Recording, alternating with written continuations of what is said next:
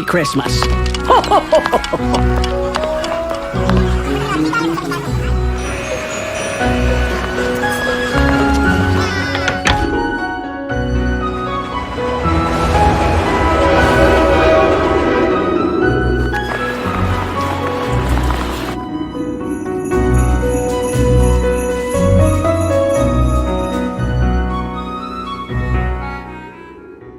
Welcome to me, Jennifer Valentine-Miller, on another edition of the Jennifer Valentine-Miller Show during this wonderful month of the year, which leads us up to Christmas Day.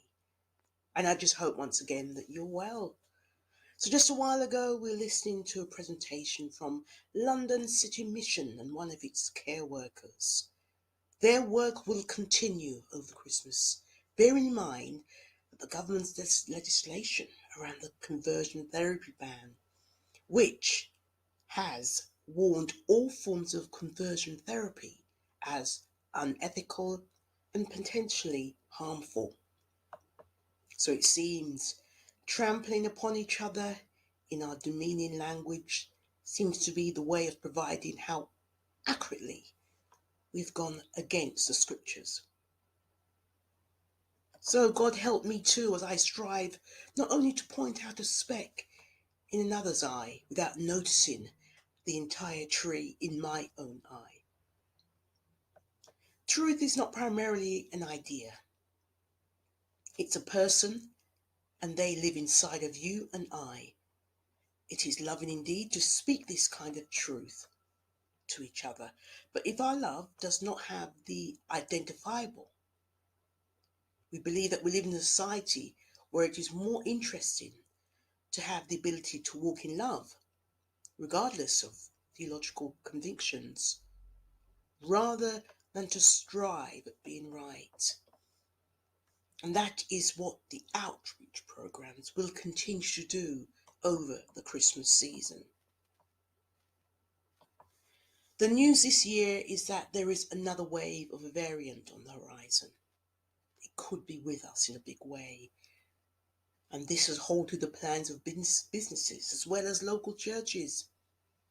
Many churches, including the Church of England, will probably resort to one service over the Christmas period in order to protect the public, its ministry workers, and staff. But if we think back to 1644, when all Christmas activities were banned in England, and this also included decorating houses with evergreens and eating mince pies. So Christmas is marked on the 25th of December. And if you are an Orthodox Christian, it's the 7th of January. Medieval Christmas lasted 12 days from Christmas Eve, the 24th of December, until the Epiphany, the 12th night, on the 6th of January. Epiphany comes from a Greek word that means to show, meaning the time when Jesus was revealed to the world. Even up until the 1800s, the Epiphany was at least a big celebration, even as bigger as Christmas Day.